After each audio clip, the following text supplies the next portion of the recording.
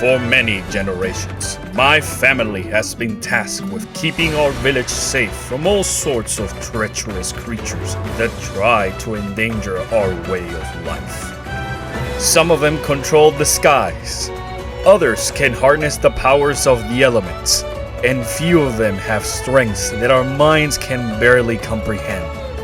And so on this day, it is my turn to face the strongest of all creatures. A monster so ferocious that it wields the power to destroy the world as we know it. In the past, no other hunter has been able to slay the beast, but merely weakening it enough to force it to retreat. But that changes today, for I am ready to face him, and I shall emerge victorious. How about you, foul beast?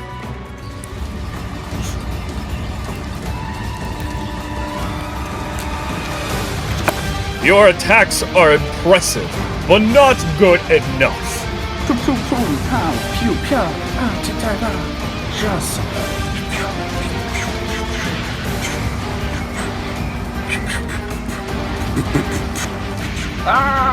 No!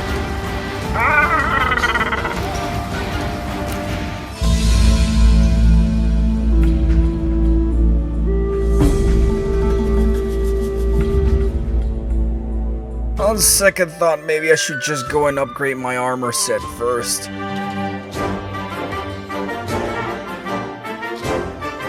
Today we live in an era where competitive multiplayer games dominate the scene, all trying their hardest to become the new hot craze by trying to appeal to as broad of an audience as possible.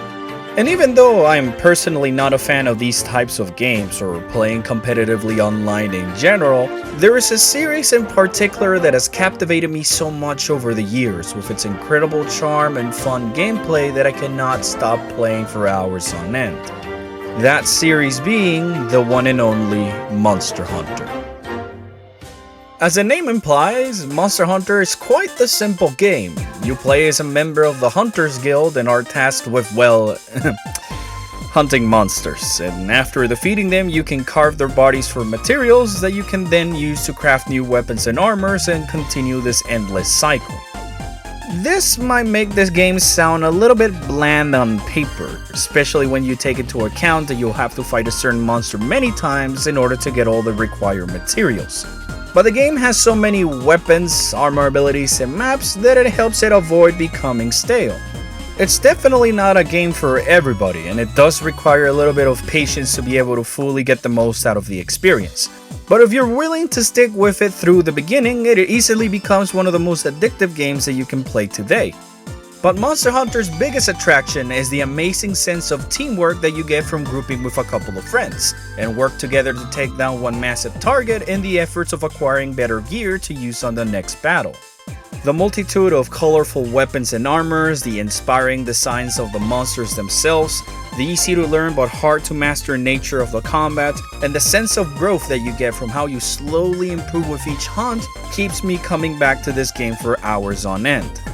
And on today's day, where everyone is trying to get more money out of your wallet with Day 1 DLC, microtransactions, and loot boxes, it's extremely refreshing to see a game series like this that brings so much additional content completely free, and some of which are collaborations made with third-party companies that help bring in a bigger audience.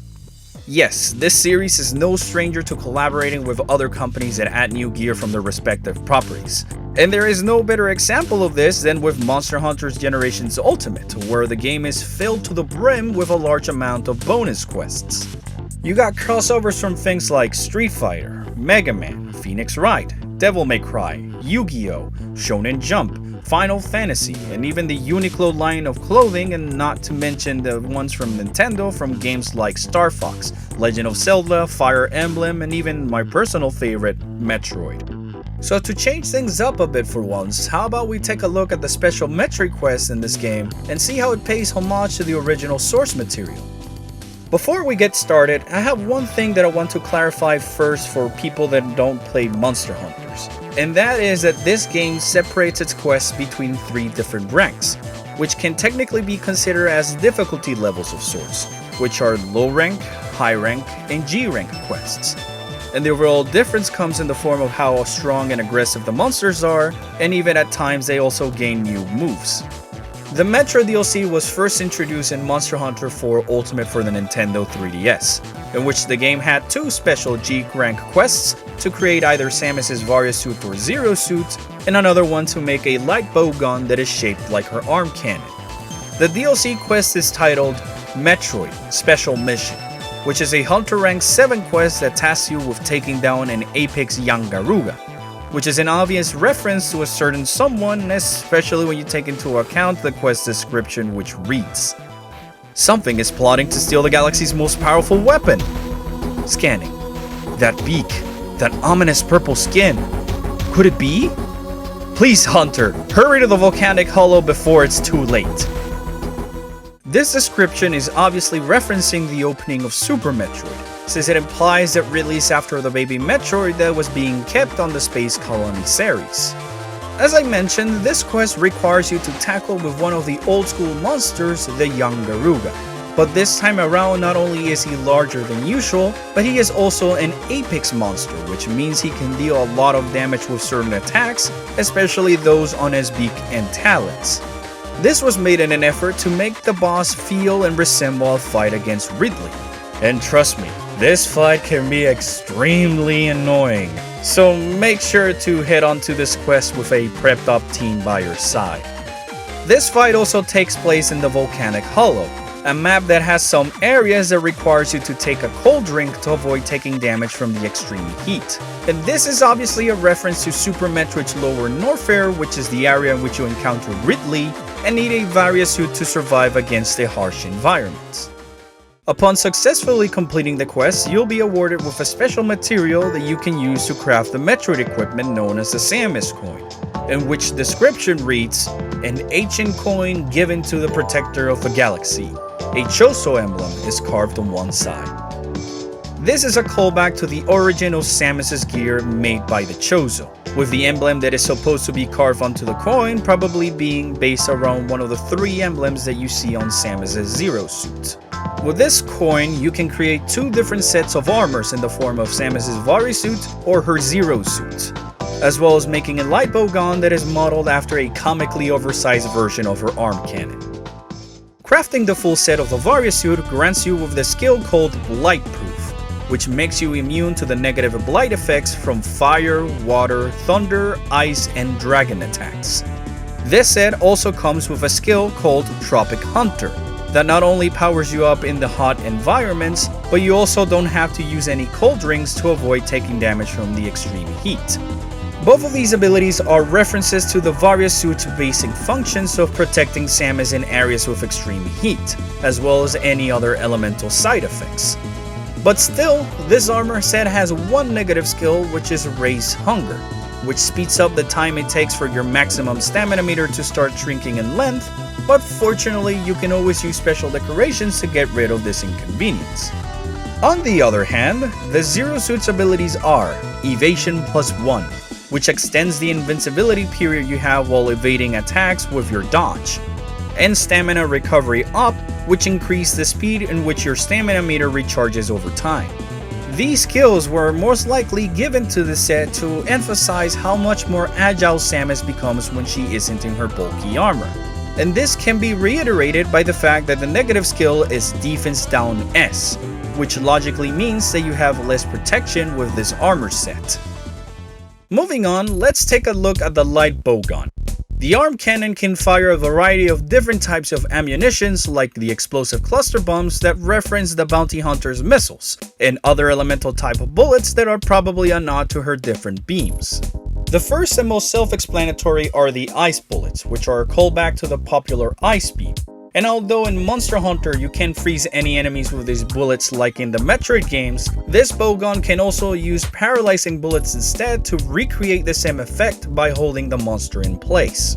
The thunder ammo are probably a callback to the wave beam from Metroid Prime, and the fire ammo is most likely a callback to the plasma beam from the same game. However, the arm cannon is also able to fire special dragon bullets. And while there isn't anything that directly translates the Metroid series, this perhaps can be a reference to the dark beam from Metroid Prime 2, taking in consideration its color and effectiveness against certain creatures. There's also another DLC content that you can get to help you on your quest in the form of special palicos, who are these adorable little cats that help you take down the monsters. One of these palicos happens to be called Samus, and it's clearly referencing the bounty hunter in her Zero suit since it has blue fur. And it also has a unique skill called Morph Ball Bombs that increases the damage that is dealt with the special attack called Explosive Roll Bombs. Another cool little detail of the Metroid gear is that they make special retro-styled sound effects for whenever you move around with the armor or when you attack with the arm cannon that feel inspired by the sound effects from the original 2D game. And when you have your bow gun unsheathed and ready to fire, you can notice that the tip of the arm cannon opens up and becomes into its missile launcher instead. And while both these armors are based around the look that Samus had in Metroid Other M, the male version of the Zero suit includes a redesign for the outfit alongside the short hair that Samus used during her younger years in the Galactic Federation. The other unique characteristic of this equipment is that most armor sets in the game are comprised of 5 different pieces. But both Metroid armors are missing a waist section, which could be seen as a bit of an issue since it lowers your overall defense. But fortunately, you can craft another piece of armor known as the Chakra Waist, which can help increase your defense total and gives you some extra slots from decoration, without having to sacrifice the overall look of the armor since this piece of equipment doesn't have a visible model on the character. While these armor skills aren't anything special from an objective standpoint, and they don't match to the sheer amount of power they used to have on Monster Hunter 4 Ultimate, both Varia and Zero Suit armors make for some really decent sets to have for late high rank missions since they have a decent amount of total defense after upgrading them a few times with the smithy. In fact, this was a set I personally used until I reached G Rank 2, so I recommend it to any Metroid fan who's playing the game, or if you have the skills and knowledge to avoid the monster's attacks, then you should be fine for some time. Although, keep in mind that young Garuga can be a bit annoying to fight, so make sure you bring a decent set for that quest to begin with. If you had to build only one of the 2 Metroid sets, then I would probably suggest to you to go with the Zero suit, since its evasion abilities can be quite useful with weapons like the Great Sword or Light Bowgun, and the quick stamina recovery are a great help to weapons like the bow, dual blades, or even the hammer that consume your stamina while performing certain attacks. And with the extra slots given by the tracker ways that I mentioned previously, it's quite easy to nullify the armor's negative abilities. I also want to give a quick shout out to the members of my public Discord server who joined me on quests while I was recording footage for this video. I had an absolute blast playing with you guys and hope that we can continue to do things like this over on streams on Twitch. And if anybody wants to join, you can find the links to these sites in the description of this video. Overall, the level of detail that goes into making this DLC quest feel somewhat familiar to their source material goes to show how much passion and effort the developers put onto this game. It makes them come more as love letters to these other franchises rather than a tacky crossover to make some extra cash. And it's this amount of love and care that it's put into the game that makes Monster Hunter such a fun, unique experience to begin with. And when you have yourself a good group of friends, it easily becomes an addictive series to be enjoyed for hours on end. Which is why this series has been able to remain on the top of the multiplayer scene for over 15 years, and will surely continue to be that way for many years to come. So if anybody who's working at Capcom manages to watch this video, could you please consider making a collaboration with Nier Automata or Kamen Rider for the Iceborne expansion, please?